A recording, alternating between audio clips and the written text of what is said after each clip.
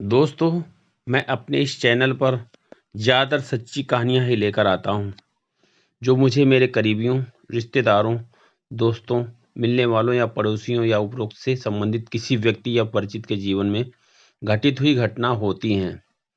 तो दोस्तों, आज फिर मैं एक ऐसी दिल को मसल कर हज़ार टुकड़े कर देने वाली घटना आपके सामने लेकर आया हूँ, जिसे सुनकर आपका मन ग्लानि से भर जाएगा। कहानी में पात्रों के नाम इसलिए बदल दिए गए हैं ताकि उनके चाहने वालों के दिलों को ठेस ना पहुंचे।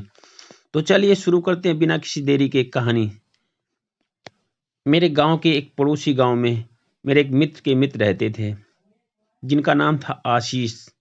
आशीष काफी गरीब परिवार से थे। वे बहुत ईमानदार और मेहनती होनहार थे तथा बहुत ही अच्छे नंबरों से बीएससी की परीक्षा पास की थी। किंतु पिताजी काफी वृद्ध थे, इसलिए उन्होंने अपने सामने ही आशीष की शादी कर दी। आशीष की पत्नी भी पढ़ने में बहुत होशियार थी। दोनों पति पत्नी साथ साथ जॉब की तैयारी करते थे और दोनों ही लोग मिलजुल कर घर का काम भी करते थे। वे बेहद गरीब परिवार से थे, इसलिए घर का खर्च चलाने में भी काफी दिक्कतें आ रही थी। इसी बीच आशीष को अथक प्रयासों से एक ऑफिस में चपरासी की नौकरी मिल गई।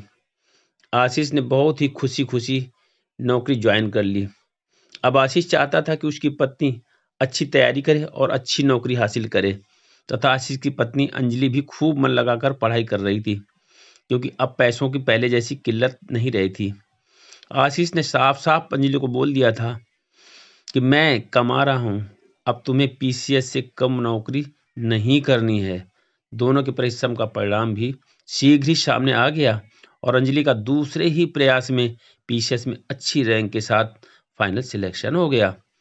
अब अंजलि शीघ्र ही एक जिले में एसडीएम के पद पर भी तैनात हो गई। बड़े बड़े अधिकारियों के साथ मेल जोल हो गया। अंजलि को अब अपना पति तथा उसकी नौकरी बहुत छोटी लगने लगी। वह ये भूल गई कि आशीष के कितने अथक प्रयासों से ही अंजलि आज एसडीएम के पद तक पहुंची है। वह यह भी भूल गई कि शादी के 7 फेरों में उसने साथ जीने साथ मरने की कस्में खाई थी और आशीष ने कितनी मेहनत करके घर का सारा बोझ अपने ऊपर रखकर अच्छी तैयारी करवाकर उसको इस पद तक पहुंचाया। और आज अंजलि आशीष को एक चपरासी से ज्यादा कुछ नहीं समझती थी। और अब तो अंजलि आशीष को चाहना तो दूर, उसे नफरत भी करने लगी थी, क्योंकि अंजलि अब एक अन्य समकक्ष अधिकारी से प्यार करने लगी थी और आशीष को अपने रास्ते से हटाना भी चाहती थी। अंजलि की इस बेवफाई से आशीष बिल्कुल टूट चुका था, लेकिन आशीष ने हिम्मत नहीं हारी। उसको सबक सिखाने की ठान ली। आशीष अपनी नौकरी के साथ साथ अब फिर से सिविल सेवा परीक्षा की तैयारी करने लगा तथा पत्नी पर जान से मारने और बिना तलाक दिए दूसरे एक मर्द के साथ रहने की एफआईआर भी दर्ज करा दी। पुलिस की जांच में आरोप सही पाए गए। अंजलि सस्पेंड हो गई। कुदरत का पहिया घूमता गया और अपनी रफ्तार पकड़ता गया।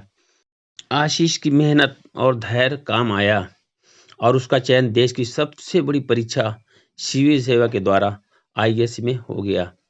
वह झूम उठा, उसके घर के लोग झूम उठे, मोहल्ले गांव के लोग, रिश्तेदार, दफ्तर के लोग सब झूम उठे। जिसको वह सैल्यूट करता था, आज उसको सैल्यूट करने वालों का घर में तांता लगा था।